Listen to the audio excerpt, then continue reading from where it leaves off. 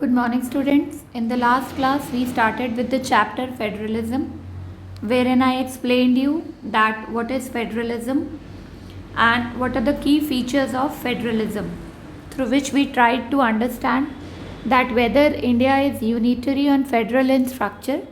And after studying the features of federalism, we came to a conclusion that India is not a unitary form of government and the power is divided between the central government and the state government.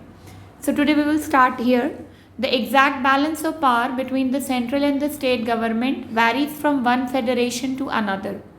This balance depends mainly on the historical context in which the federation was formed. Now, how the power will be distributed and to what extent will the power be distributed depends on the evolution, that is what was the history of the country. Like in USA, the mechanism of power distribution is different, and in India, the mechanism of power distribution is different. It depends how powerful the states are. Will they be able to manage the sensitive subjects like atomic energy and communication, defense, external affairs? So that would vary from country to country. There are two kinds of routes through which federations have been formed. The first route involves independent states coming together on their own to form a bigger unit, so that by pooling sovereignty is complete independence, and retaining identity, they can increase their security. This type of coming together federations include the USA, Switzerland, and Australia. In the first category of federations, all the constituent states usually have equal power and are strong in relation to the federal government. So if we talk about coming together federation, in coming together federation, central government and state governments have equal power. That is, the state government is not subordinate to central government. If we talk about America or USA, all the states have equal power. In fact, in the upper house, that is the House of Chambers, which is Rajya Sabha in our country, all the states have equal representation. But in our country, in Rajya Sabha, the states have representation according to the population.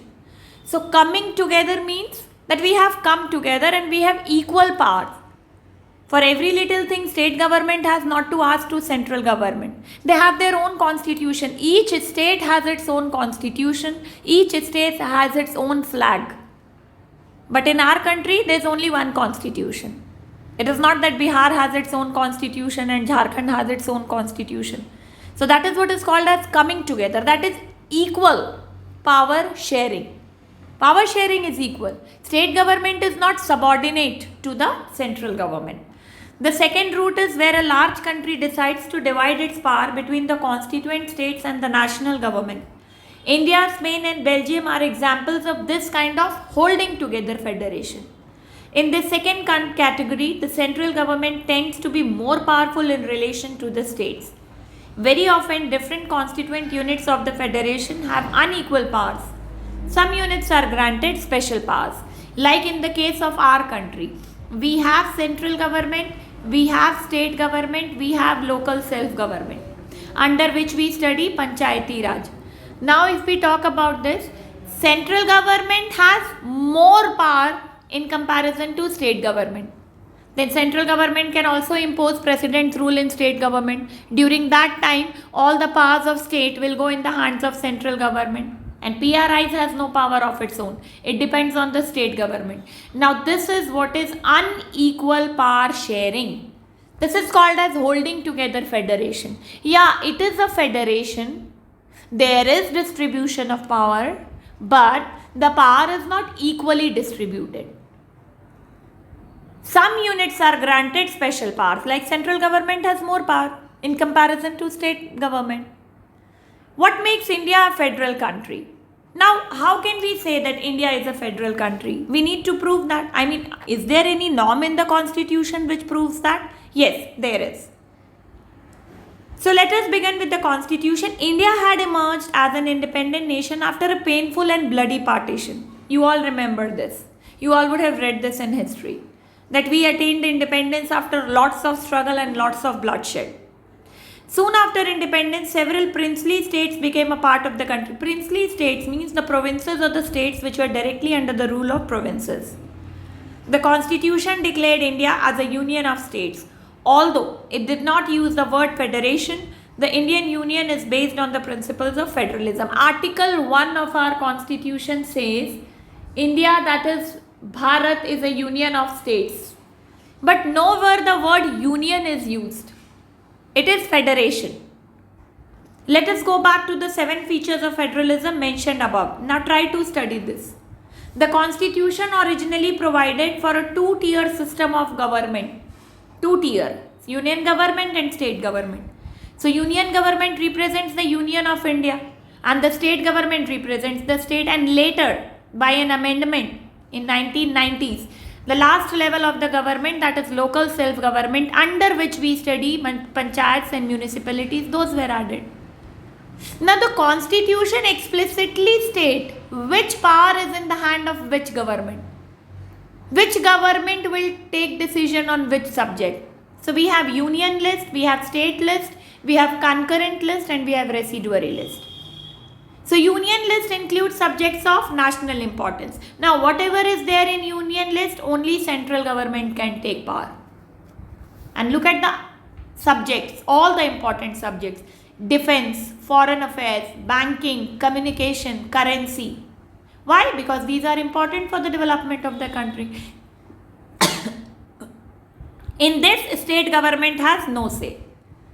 Then state list. State list contains subjects of state and local importance: police, trade, agriculture, commerce, irrigation, law and order, land reform.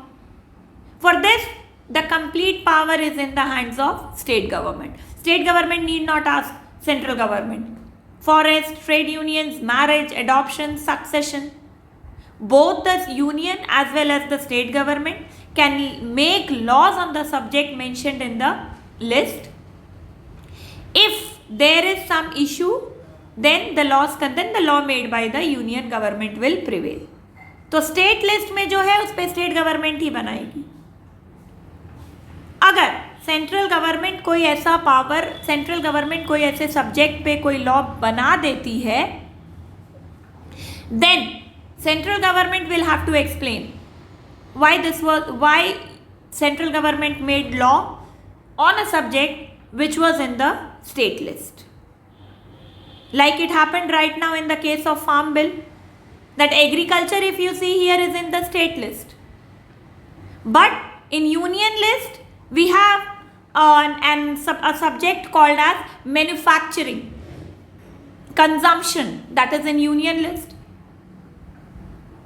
So sometimes under the disguise of a subject, central government also makes a law which is written in state list. This happens. Then there is a concurrent list. CONCURRENT. On concurrent list, both can take decision. That is central government as well as state government. But if there is a clash between both, it would be the central government whose law would prevail. That is called as concurrent list. Now what about those items or those subjects which do not fall in any of the 3 lists? For an example, cybercrime. Now that would go in residuary subjects. And context of residuary subjects, central government is all powerful. So we noted above that most federations that are formed by holding together, for an example, our country. Now if you see, we have union list, we have state list, we have concurrent list, and we have residuary list. Here central government is powerful. Here both can take decision. But if there is a conflict, central government's law would prevail, and here central government. So this is called as unequal distribution of power. You see over here itself, it is only state list. In context of only state list, state government can take decision. Rest all the remaining list, union government is powerful. And then all the states in the Indian Union, they do not have identical powers. Some states enjoy a special status, especially northeastern states, because they have a different culture. So they have been given certain protection by our constitution itself. Assam, Nagaland, Arunachal Pradesh, Mizoram, they enjoy special powers under certain provisions of the Constitution of India. In fact, in some of the tribal areas, you have to take an inner line permit. As even if you are an Indian, you cannot go in those areas without permission. That is called as inner line permit. Now you will say my right to movement is restricted. No, even they have right to conserve and protect their culture and tradition. Those are called as tribal areas. So they have been given special status. Why? To protect their identity due to their peculiar social and historical circumstances. These special powers are specially enjoyed in relation to the protection of land, rights of indigenous people. So people who were born and brought up there, they have a different culture, a different tradition. And these special powers are enjoyed because they have to maintain and conserve their culture. Indians who are not permanent residents of the state cannot buy land or house here. Similar special provision exists for some other states of India as well. Why? So that the division of power should be maintained. And then there are some units of the Indian Union which are very little, very small area wise. They cannot be given a statehood. Daman and Diu, Dadra and Nagar Haveli, Andaman and Nicobar Islands, Lakshadweep. So in that case, these are called as union territories. Now union territories do not have a legislative assembly of their own except Pondicherry and Delhi. Why? Because they are directly under the control of central government. So we have an administrator over there. Sometimes by the name of lieutenant governor, sometimes by the name of governor. So union territories are directly under the control of central government. Even if they have a legislative assembly, then also the power is in the hands of the central government. Recently you would have heard in news, a new bill has been passed. National Capital Territory Amendment Bill. Under this, what happened? The powers have been taken from the Chief Minister of Delhi and has been given to the Lieutenant Governor. Central government wants to keep Delhi under its control. So we cannot say that India is completely federal in structure, but it is semi-federal. That is, more power is in the hands of central government and state governments has less power.